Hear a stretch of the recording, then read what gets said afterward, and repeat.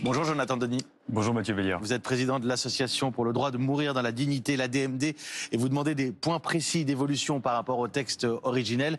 Vous êtes contre le critère du pronostic vital engagé, on va y revenir en détail. L'euthanasie doit être un libre choix, dites-vous, et pas une exception.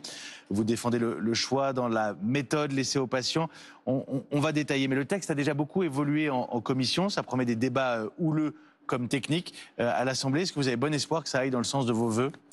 J'ai bon espoir que ça aille dans le sens des vœux des patients, puisque au-delà de ma voix et de celle de l'association pour le droit de mourir dans la dignité, il y a la voix de toutes ces associations de représentants des usagers de santé, toutes ces voix des malades qui s'expriment et qui souhaitent qu'effectivement il y ait un texte qui soit voté permettant d'un côté l'accès universel à des soins palliatifs et des soins d'accompagnement, et puis une égalisation en assumant les mots de l'aide à mourir, c'est-à-dire du suicide assisté et de l'euthanasie. Donc oui. Alors vous dites en assumant les mots, parce qu'on dit aide à mourir plutôt que suicide assisté ou euthanasie.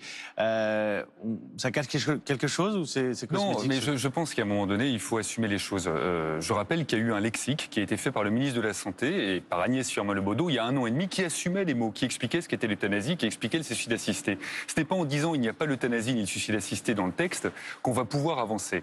Je ne suis pas un fervent défenseur de ces mots-là. Si c'est l'aide à mourir, c'est l'aide à mourir. Mais il faut être clair sur ce qu'il y a dans ce texte. Et aujourd'hui, on a un texte un peu incohérent qui sort de la commission spéciale.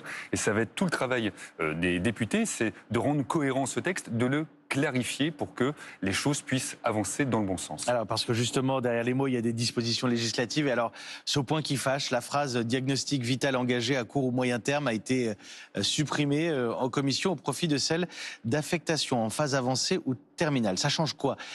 Même avec plusieurs années d'espérance de vie, on pourrait bénéficier d'une aide à mourir. Ça change une chose simple. Si vous mettez un pronostic vital engagé à court ou à moyen terme, personne n'est capable de vous dire ce que c'est. La ministre de la Santé n'est pas capable d'expliquer ce qu'est le moyen terme. Et donc, ça exclurait de fait beaucoup de malades, par exemple, qui ont des maladies neurodégénératives. Je pense à la sclérose en plaques, à la maladie de Charcot. Et donc, on aurait une loi inapplicable. La phrase « phase avancée ou terminale », elle ne sort pas de n'importe où. Je vous parlais du lexique du ministère de la Santé il y a 1 an et demi.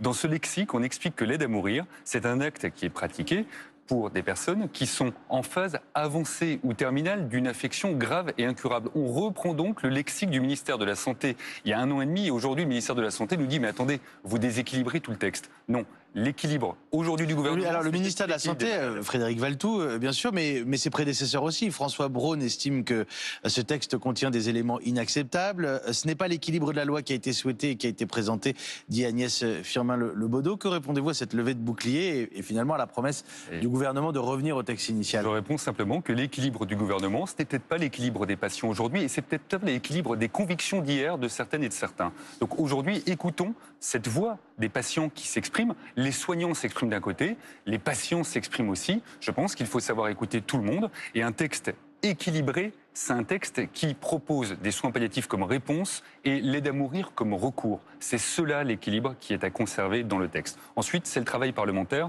et ça fait 40 ans qu'on parle de ces choses-là, donc je pense qu'il est temps d'écouter. Cela dit, c'est plus concret que jamais, puisque le travail parlementaire démarre aujourd'hui en hémicycle. En tout cas, il y a aussi la question des directives anticipées dont vous parlez. Elles existent aujourd'hui dans la loi, mais vous regrettez leur absence dans ce texte-là. Elles existent depuis 2005, mais elles peuvent disparaître du jour au lendemain si effectivement on ne reconnaît pas que dans ce texte, il y a la possibilité de demander une aide à mourir dans le cadre des directives anticipées.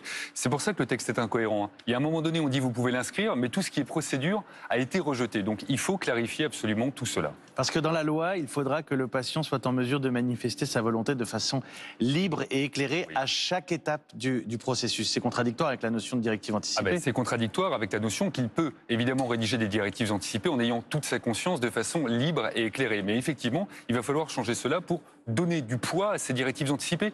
Les directives anticipées, je rappelle quand même que leur poids a été renforcé dans la loi de 2016. Il serait un peu bête, pratiquement 10 ans après, de les éliminer totalement d'un revers de main. Le médecin aura 15 jours pour se prononcer. Vous voulez réduire ce temps de réflexion à 4? Je pense que quand on parle d'un pronostic vital engagé à court ou à moyen terme, je rejoins ce que disait par exemple le gouvernement. Le court terme, c'est quelques heures à quelques jours. Et vous dites qu'un rendu peut être fait sous 15 jours, mais la personne décédera avant. Donc effectivement, là c'est pareil, c'est un équilibre. Je reprends toutes les propositions de loi qui ont été déposées depuis 2017 et on regarde les choses comme elles ont été parfois votées, même par certains anciens ministres de la Santé. On n'a jamais parlé de 15 jours, donc on peut revenir pour que ce ne soit pas un parcours du combattant. Moi je pense aux patients, uniquement aux patients. qui doit être au cœur de sa décision, au cœur de son parcours. On dit de ce texte qu'il transcende les clivages politiques. On trouve des pour et des contre dans chaque camp, pour le dire simplement. On est quand même à 2 semaines d'un scrutin. Est-ce que vous craignez que le débat ne soit pollué par de la pure politique? Il a commencé à être pollué par divers tribunes, par divers excès. Mais c'est aussi ainsi que les choses doivent se passer. Maintenant, j'espère qu'on aura un débat serein, apaisé. C'est ce qu'on doit à nos concitoyens. On parle de 2 semaines de débat, mais le processus complet pourrait parler Il va y avoir un an et plusieurs demi. lectures. Ben, on est parti sur un an et demi, de toute façon. Vous craignez que ça traîne? L'Assemblée et le Sénat.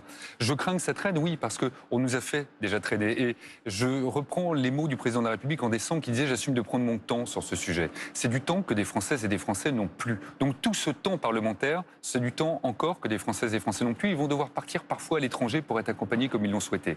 Je souhaite que les choses aillent vite pour qu'on puisse être capable d'apporter une réponse à ces Françaises et ces Français. Merci beaucoup, Jonathan Merci Denis. à vous, monsieur. Vous êtes le président de l'Association pour le droit de mourir dans la dignité, en pointe sur cette question-là, l'ADMD. Merci beaucoup. On va suivre le débat parlementaire désormais.